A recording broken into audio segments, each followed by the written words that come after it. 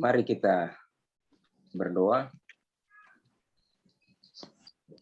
Terpujilah Tuhan Allah yang telah menyertai kehidupan umat-Mu dan juga persekutuan sahabat doa 24/7 United Prayer Indonesia boleh kembali berkumpul, tergabung dan juga terhubung dalam pelayanan doa pada pagi hari ini. Tiba saatnya kami akan merenungkan firman Allah dan juga mendengarkan kesaksian. Kiranya Roh-Mu yang suci akan menuntun kami, mengurapi hamba-Mu yang penuh dengan kelemahan, bahkan dosa. Kami percaya Allah telah mengampuni dan mengurapi kami semua untuk menerima berkat-Mu. Dalam nama Yesus kami berdoa. Amin.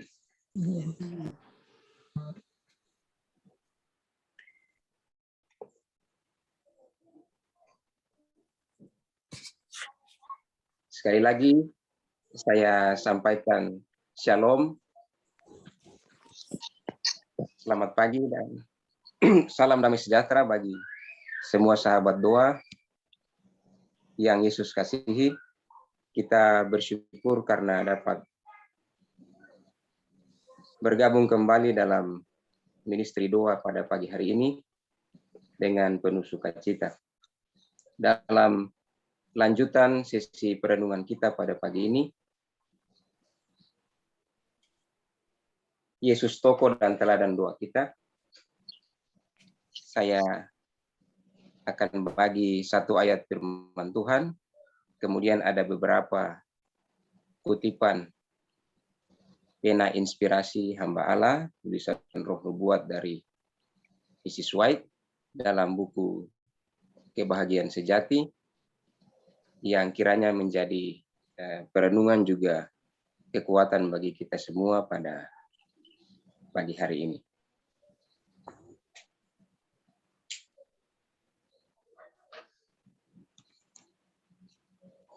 Di dalam Markus pasal 1 ayat 35, ayat tema kita pada saat ini, melandasi satu topik perenungan yang saya bawakan pada saat ini, yakni doa atau hubungan dengan Allah adalah prioritas utama setiap hari. Doa yang merupakan hubungan pribadi kita dengan Allah adalah prioritas utama setiap hari. Bagi sahabat doa yang memegang Alkitab, kita buka bersama-sama dalam Injil Markus pasal 1 ayat yang ke-35. Markus 1 ayat 35. Firman Tuhan tertulis, pagi-pagi benar waktu hari masih gelap, ia bangun dan pergi keluar. Ia pergi ke tempat yang sunyi dan berdoa di sana.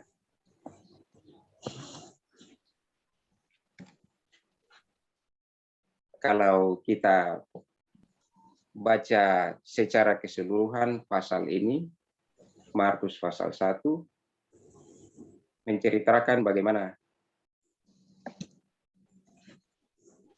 kehidupan Yesus dari awal ia dibaptis, kemudian pelayanan pertamanya. Kalau kita baca kembali, Yesus tidak melayani lebih banyak di Nazaret. Kalau kita bandingkan dengan Lukas pasal 4. Karena di tempatnya sendiri ia lebih banyak ditolak. Jadi Yesus lebih memilih melayani di Galilea. Dan ada beberapa pelayanan Kristus yang dicatat di Markus pasal 1, yang di tengah-tengahnya ada ayat tema yang menjadi perenungan kita pada pagi ini dalam Markus 1 ayat 35. Pagi-pagi benar, waktu hari masih gelap, ia bangun dan pergi keluar, ia pergi ke tempat yang sunyi dan berdoa di sana. Kalau melihat kehidupan kita yang harusnya mengikuti teladan. Seharusnya ini juga kita lakukan. Tentu apa yang telah dilaksanakan oleh United Prayer Indonesia, saya yakin bahwa itu adalah tuntunan Roh Kudus.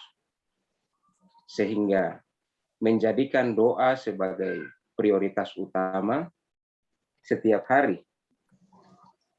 Kalau dalam perhitungan Alkitab, pagi hari bukanlah awal hari. Karena hari dimulai, matahari terbenam sampai matahari terbenam.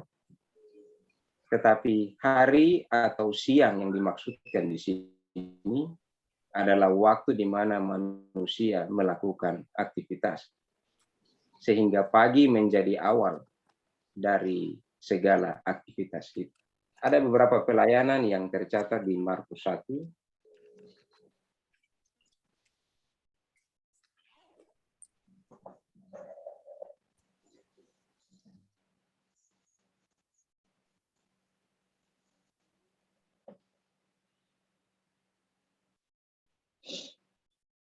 Yang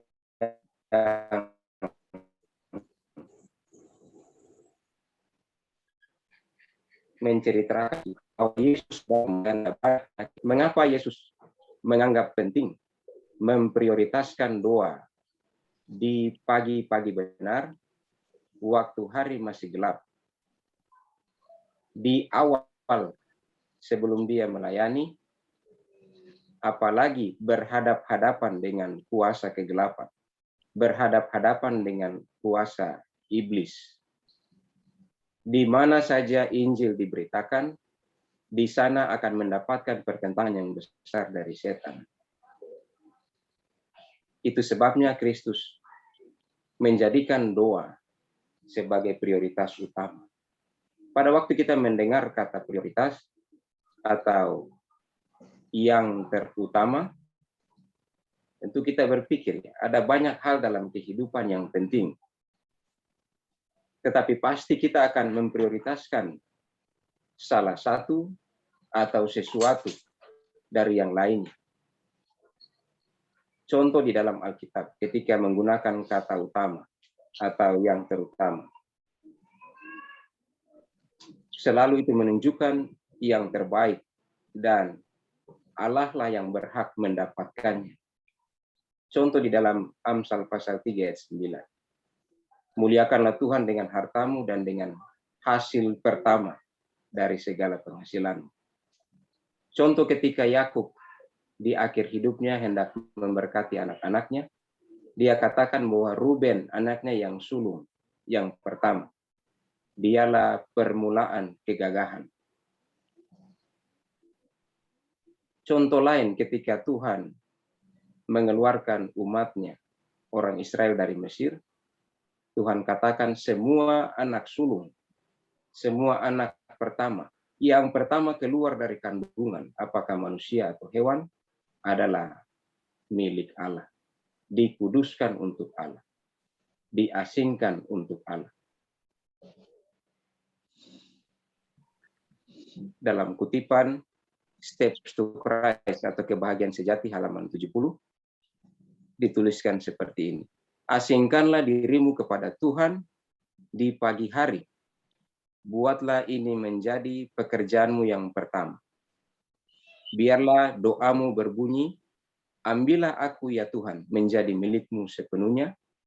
Aku menyerahkan semua rencanaku hari ini ke kakimu yang kudus. Pakailah aku dalam pelayanan bagimu. Berdiamlah dalam diriku dan biarlah semua pekerjaanku di tempat dalam. Berdoa adalah prioritas, hal pertama yang dilakukan setiap hari. Asingkan, biarlah waktu awal ketika kita bangun dari tidur adalah waktu pertama, waktu yang terbaik yang kita asingkan untuk Tuhan. Biarlah itu menjadi prioritas kita yang pertama setiap hari. Saya suka mengulangi kembali. Biarlah seharusnya doa kita setiap pagi, ambillah aku ya Tuhan menjadi milik-Mu sepenuhnya.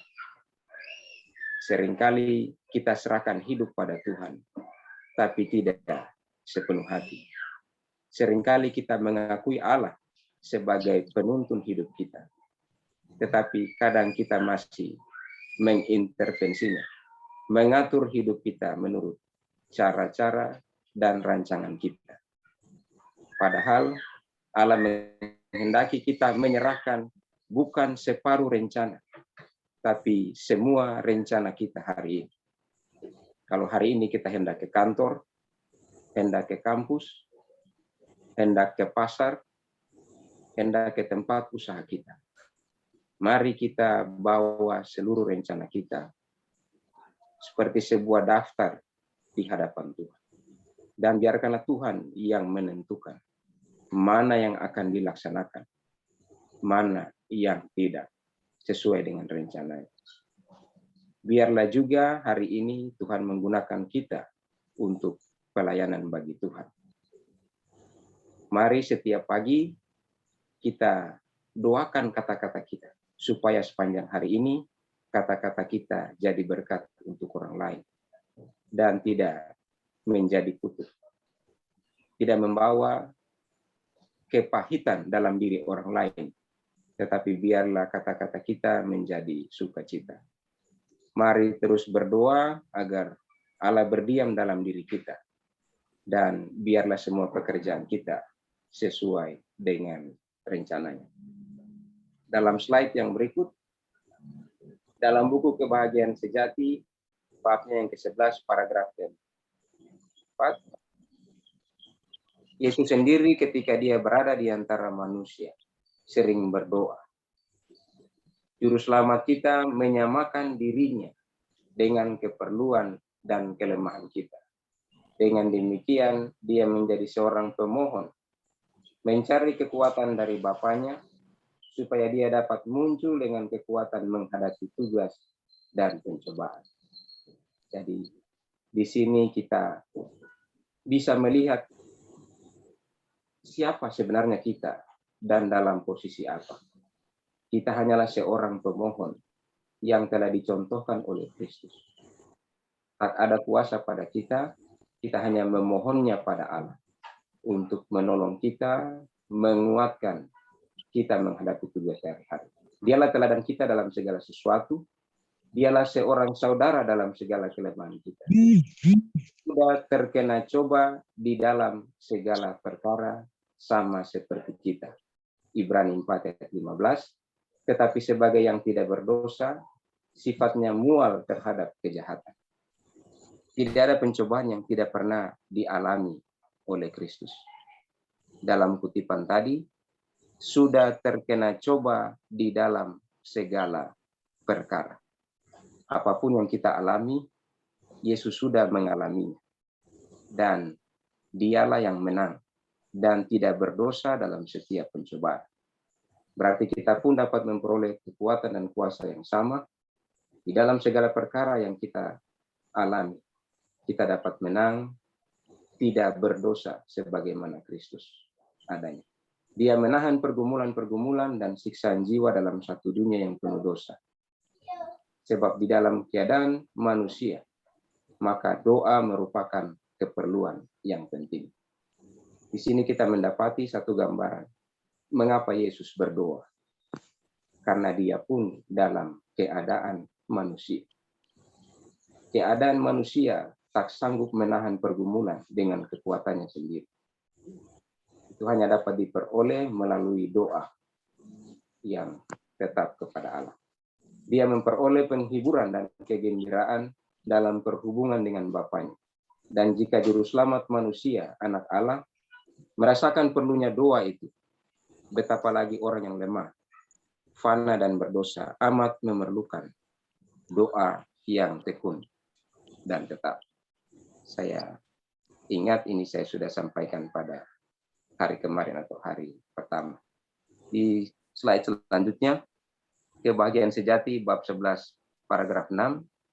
Kegelapan yang berasal dari si jahat akan menudungi orang-orang yang lalai berdoa. Ketika kita tidak memprioritaskan doa, lalai dengan begitu banyak kesibukan harian.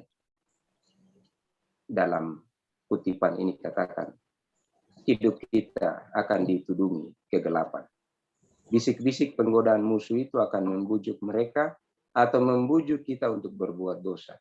Dan semuanya ini karena mereka atau kita tidak menggunakan kesempatan yang telah diberikan Allah kepada mereka atau kepada kita dalam doa yang telah ditentukan ilahi. Sekali lagi, doa adalah cara yang ditentukan ilahi agar kita menang terhadap penggodaan musuh atau penggodaan setan. Di dalam cara yang lain, kita tidak dapat memperoleh kemenangan. Tanpa doa yang tekun dan waspada, kita berada dalam bahaya semakin kurang berhati-hati dan menyimpang dari jalan kebenaran.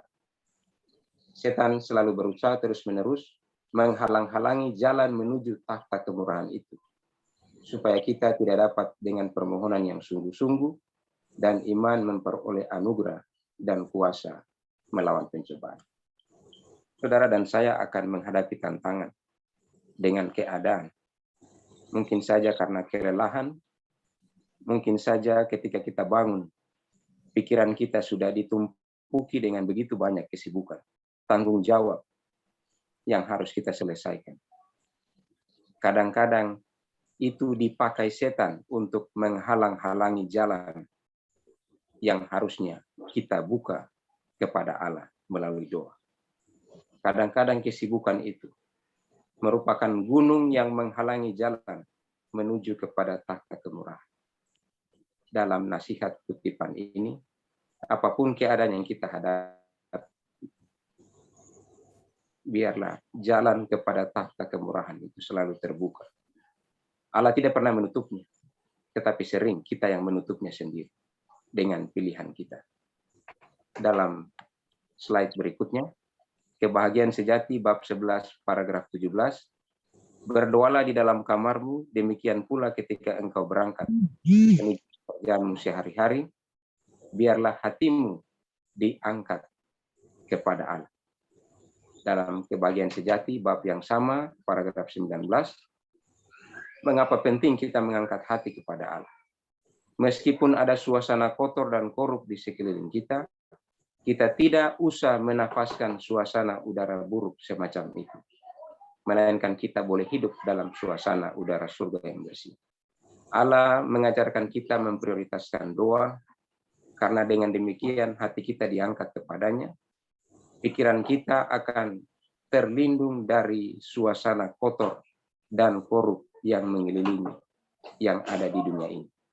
Kita dapat mengatupkan pintu bagi angan hati yang kotor, serta pikiran kotor dengan jalan mengangkat jiwa di hadirat Allah melalui doa yang sungguh. Tidak ada cara lain, saudara, sahabat doa. Apa yang telah kita lakukan, itulah cara yang ditetapkan ilahi agar menjaga hati dan pikiran tetap kudus. Ada satu pepatah atau pernyataan yang kuno atau lama. Kita tidak bisa menghalangi seekor burung terbang di atas kepala kita. Tapi kita bisa halangi agar dia tidak hinggap di atas kepala kita. Ada begitu banyak suasana kotor dan korup tersedia. Setan menyediakannya bebas di sekeliling kita. Tinggal kita menikmatinya. Tetapi Allah menasihatkan kita dengan doa yang tekun,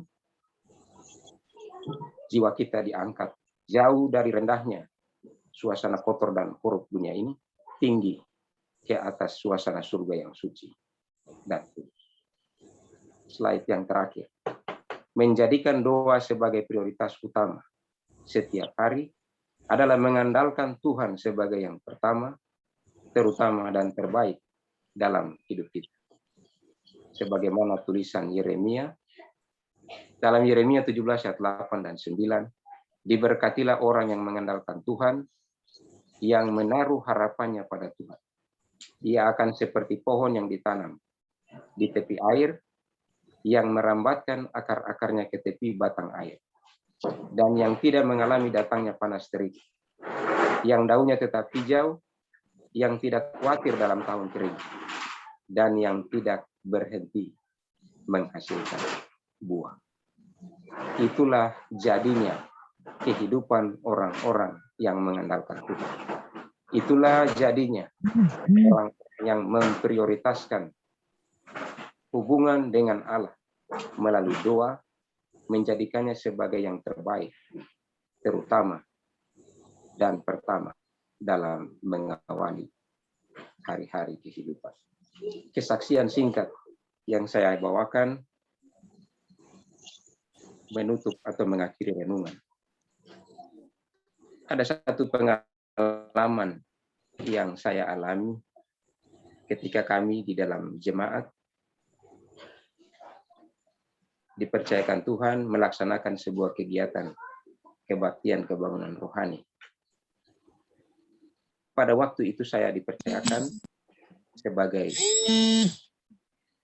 koordinator dan perlawatan. Saya masih ingat sekali tugas kami setiap selesai KKR setiap malam mengevaluasi kehadiran umat-umat Tuhan, lebih khusus para tamu atau simpatisan, lebih khusus mereka yang ingin untuk dilayani, didoakan, dikunjungi, atau juga mempelajari firman Tuhan. Ada satu bapak yang sudah lama bersimpati terhadap persekutuan umat-umat Tuhan dan sudah sering mendengar akan firman Allah karena dia memiliki hubungan keluarga dengan salah satu anggota jemaat kami.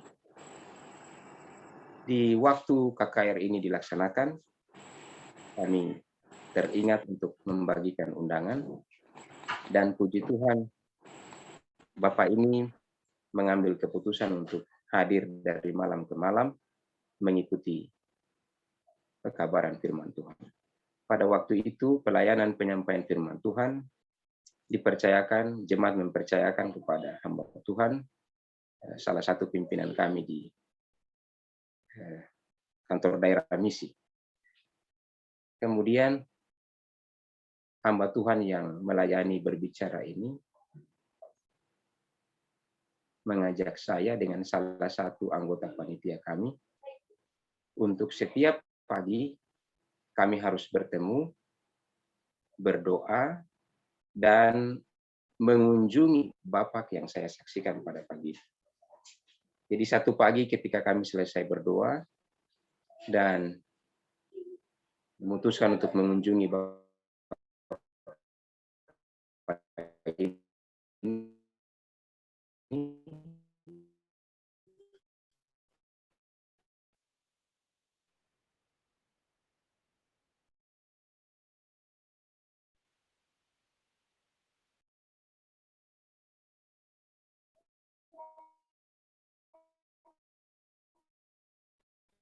kami bertemu dengan Bapak, kali tadi apa ada ada simpati Bapak ini dan mendoakan dia.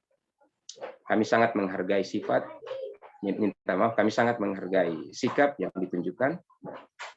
Yang kami bisa lakukan adalah tidak memaksa keadaan, tetapi hanya tetap berdoa. Menyerahkan Bapak ini dalam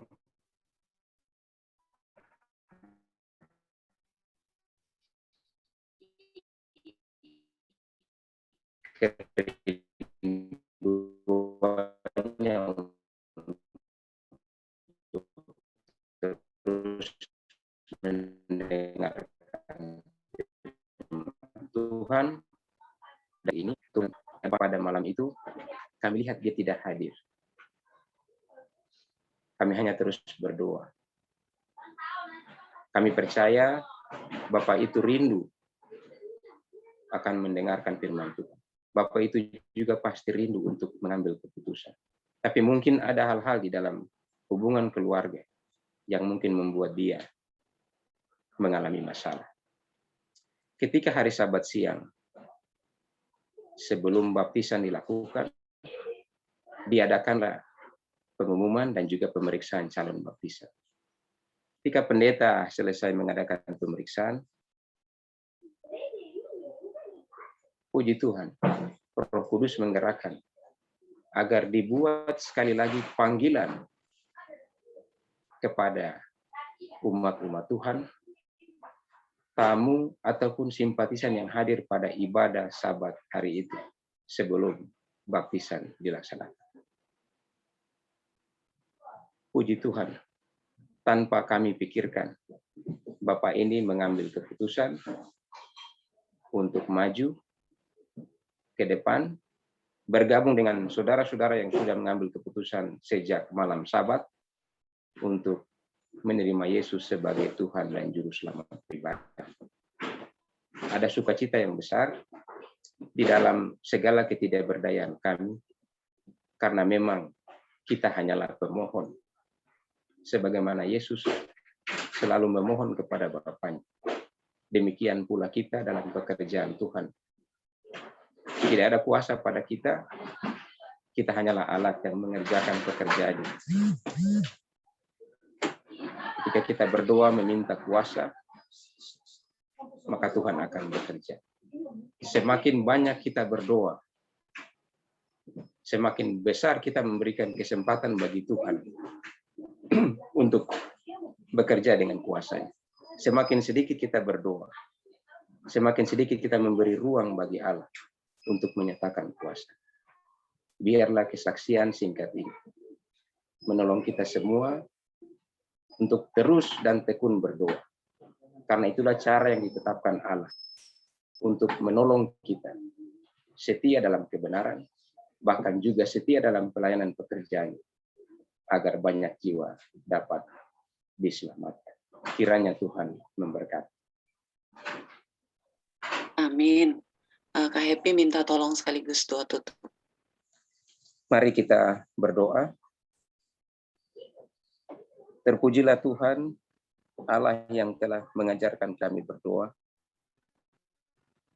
dan membuat doa itu sebagai prioritas. Hal yang utama, yang pertama, dan yang terbaik yang harus kami lakukan di setiap pagi, di awal sebelum kami melakukan segala aktivitas kami. Karena kami hanyalah pemohon. Tidak ada apa-apa pada kami. Kami hanya menerimanya dari Allah. Kami adalah penerima rahmat dan kasih karunia Allah yang akan menyanggupkan kami untuk bertahan menghadapi penggodaan setan yang semakin kuat. Dan dengan kuasa yang sama, kami bahkan memperoleh kemenangan di dalam perjalanan hidup kami setiap hari. Berdoa untuk semua sahabat doa dalam komitmen yang mereka telah lakukan. Kami percaya Allah akan memberkati mereka untuk setiap penyerahan hidup mereka yang terbaik setiap pagi kepada Tuhan.